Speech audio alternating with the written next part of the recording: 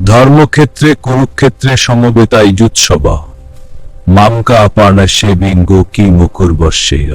এই সঞ্জয়, ধর্মক্ষেত্র কুরুকে যুদ্ধ করার ইচ্ছায় সমবেত হয়ে আমার পুত্রগণ এবং পাণ্ডবগণ কি করল? সঞ্জয় উবাচা দৃष्ट्वा তু পাণ্ডবানিকম বীরম দুর্জনস্তদা আচার্যম উপসঙ্গমে রাজা বচনম ব্রবীত। আচার্য, পাণ্ডবদের সেনাবাহিনীকে সুসজ্জিত অবস্থায় দেখে আচার্যের কাছে গিয়ে রাজা এই কথা বললেন, বিউডান দ্রুপদ পুত্রেন তব শিষ্যেন ধীমতা।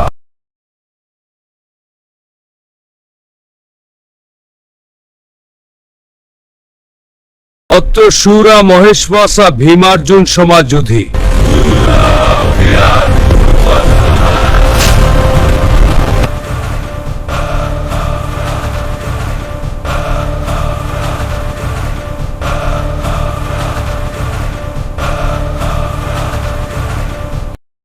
দৃষ্টকেতুশ্চকিতানঃ কাশীরাজস্বীর্যবান পুরুজিৎ কুন্তি ভোজশ্চ শৈব্যশ্চ নরপুঙ্গবাহ।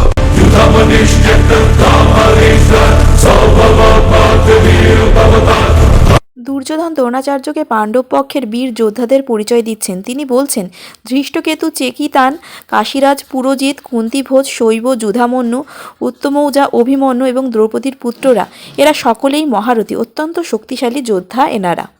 अस्माकं तु विशिष्टा যে তান নিবোধ দ্বিজোত্তম নায়কা মম সৈন্যস্য সংগার্থং তান ব্রবীমিতে।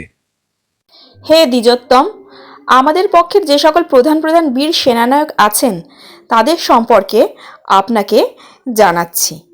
তো এই ব্যাখ্যা দিতে গেলে বলতে হয়, এই শ্লোকে কৌরব পক্ষের রাজা দুর্যোধন তার গুরু দ্রোণাচার্যকে সম্বোধন করে বলেছেন যে তার সৈন্যবাহিনীতে যে সকল বিশিষ্ট বীর যোদ্ধা আছেন তাদের নাম তিনি এখন উল্লেখ করবেন। এটি কুরুক্ষেত্রের যুদ্ধের উভয় পক্ষের সেনাবাহিনীর শক্তি বর্ণনার অংশ। সপ্তম শ্লোক।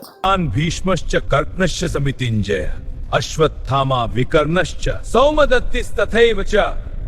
শ্রীমদ্ ভগবদ গীতার অষ্টম শ্লোকে দুর্যোধন দ্রোণাচার্যকে বলছেন, আপনি নিজে ভীষ্ম, কর্ণ, কৃপাচার্য যিনি যুদ্ধে সবসময় জয়ী, অশ্বত্থামা, বিকর্ণ এবং সৌমদত্তির পুত্র ভূরিশ্রবা এরা সকলেই অত্যন্ত শক্তিশালী যোদ্ধা।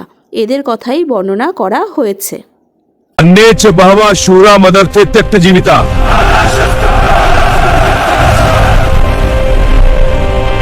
এছাড়াও আরও অনেক বীর যোদ্ধা রয়েছে যারা আমার জন্য প্রাণ ত্যাগ করতে প্রস্তুত। তারা সকলে বিভিন্ন ধরনের অস্ত্রশস্ত্র সজ্জিত এবং যুদ্ধকলায় অত্যন্ত পারদর্শী।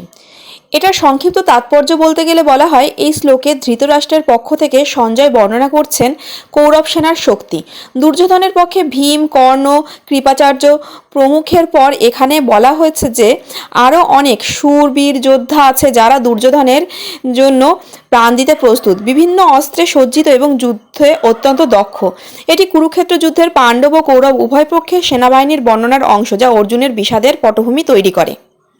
অপর্যাপ্তম তদস্মাকম বলম ভীষ্মাভিরক্ষিতম পর্যাপ্তম ত্বিদমেতেষাম বলম ভীমাভিরক্ষিতম। আমাদের শক্তি অপরিমেয় এবং আমরা পিতামহের ভীষ্মের দ্বারা পূর্ণরূপে সুরক্ষিত, অথচ পাণ্ডবদের শক্তি সীমিত যা ভীমের দ্বারা যত্ন সহকারে।